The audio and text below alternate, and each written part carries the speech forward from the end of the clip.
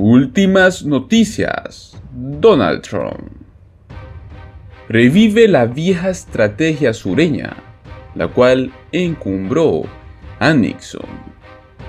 Le preguntaron cómo pensaba combatir la pobreza, y en su respuesta, el candidato republicano se las ingenió para hablar del tema central de su campaña: el caos imperante en las ciudades de los Estados Unidos durante las manifestaciones a favor de los derechos civiles. Amigos de Noticias de Hoy, los invitamos a que se suscriban a nuestro canal, que participen en la caja de comentarios. Les recordamos que también realizamos encuestas diarias referentes a la política en los Estados Unidos. Pues sin más espera, comenzamos.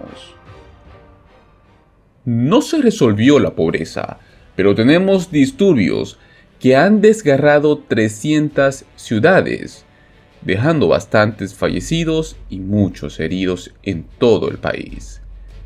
Estas fueron las palabras de Richard Nixon el 3 de octubre del año 1968, en una sesión de preguntas y respuestas de un estudio de televisión de Atlanta, durante una transmisión en vivo en todo el sur del país.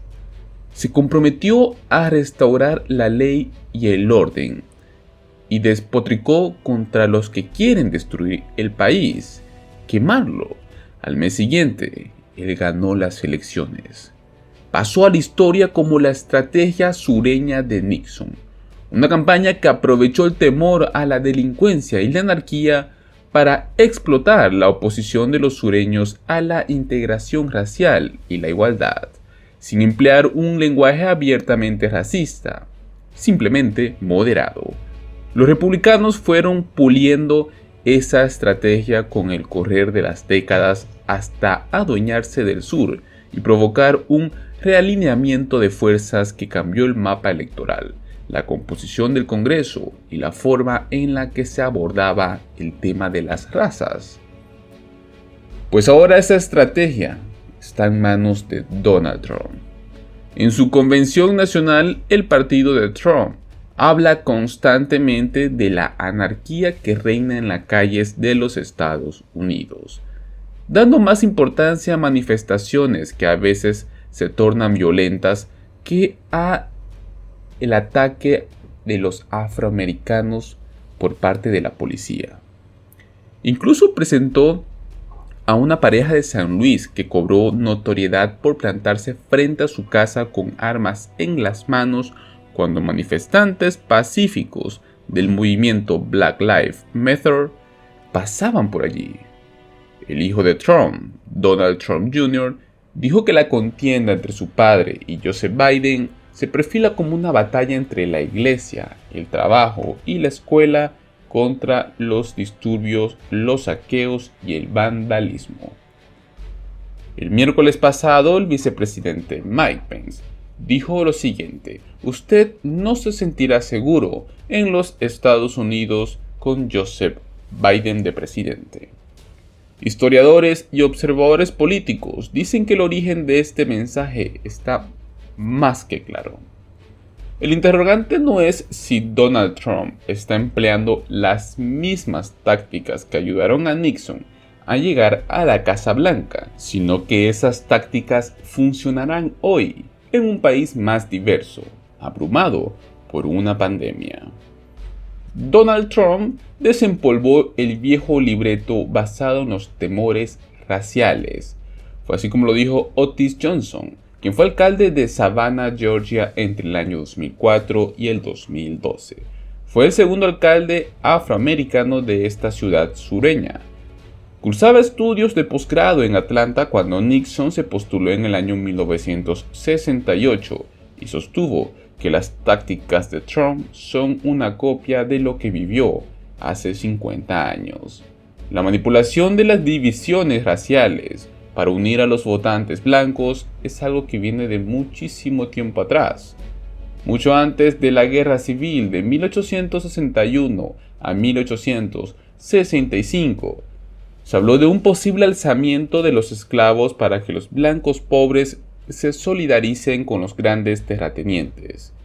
Después de la Segunda Guerra, cuando los soldados de color que regresaban del combatiente exigieron el derecho al voto y fueron apoyados por muchos soldados blancos, los candidatos insistieron en el discurso sobre la discordia racial, solo que no fueron tan directos en aquel entonces. Hay frases sobre cuestiones políticas que buscan activar el temor de los blancos en respecto a la integración racial. Las escuelas de barrio es una expresión que alude a escuelas segregadas o a la oposición a que autobuses recojan alumnos. Calles seguras, barrios seguros, ley y orden son frases que básicamente quieren decir que hay que mantener a raya a los afroamericanos. El sur era territorio demócrata hasta que el republicano Barry Goldwater se postuló a la presidencia en 1964. No la ganó, pero se impuso en Luisiana, Alabama, Mississippi, Georgia y Carolina del Sur a partir de su oposición a la ley de los derechos civiles. 4 años luego, Nixon prometió una guerra contra la delincuencia en ciudades envueltas en humo y llamas. Negó tangentemente que la consigna ley y orden sea una forma de eludir el racismo.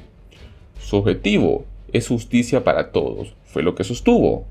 Sin embargo, un informe interno de su campaña, que luego fue dado a conocer por su biblioteca presidencial, insinúa que hubieron esfuerzos por explotar las divisiones raciales.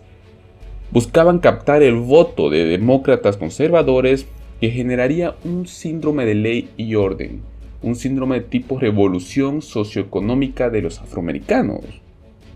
Según el estratega de la campaña Kevin Phillips, quien agregó que Nixon debería seguir hablando de la delincuencia, la descentralización de los programas sociales y la ley y el orden, pues Tennessee, Virginia, Florida y las 2 Carolinas votaron por Nixon, quien llegó a la Casa Blanca. Los historiadores también dicen que los presidentes republicanos que le siguieron adaptaron esa estrategia a los tiempos. Por ejemplo, George Bush explotó el caso de Willie Orton, un afroamericano que fue condenado por un asesinato a una mujer cuando se le permitió salir de la cárcel por una semana, con el fin de pintar a su rival demócrata Michael Dukakis como de mano blanca frente a la delincuencia. Lee Atwater, quien asesoró a Bush padre y a Ronald Reagan, admitió una vez que esta evolución de la estrategia sureña, diciendo que hizo a un lado las consignas abiertamente racistas para emplear un tono mucho más abstracto, y el uso de los derechos de los estados, los autobuses escolares y luego los recortes de impuestos y de servicios sociales para transmitir el mismo mensaje, que los afroamericanos lo sufren más que los blancos. En la entrevista de 1981, él sostuvo que habría tantos mensajes codificados que el electorado no se daría cuenta del trasfondo racista. Pues a Donald Trump lo han acusado de racista desde antes que haya lanzado su candidatura. Insistió en que Barack Obama no había nacido en Estados Unidos.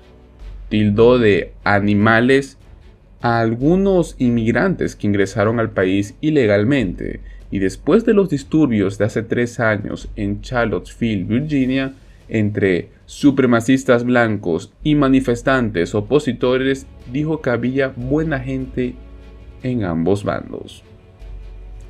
Donald Trump no es particularmente bueno con algunos mensajes más sutiles. Él tiende a delatarse solo.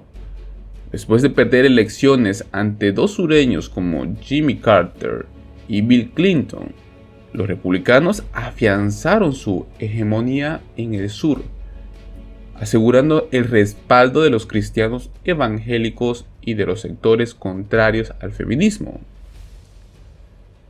The Long Southern Strategy, la prolongada estrategia sureña, así como la búsqueda del voto blanco en el sur, cambió la política estadounidense.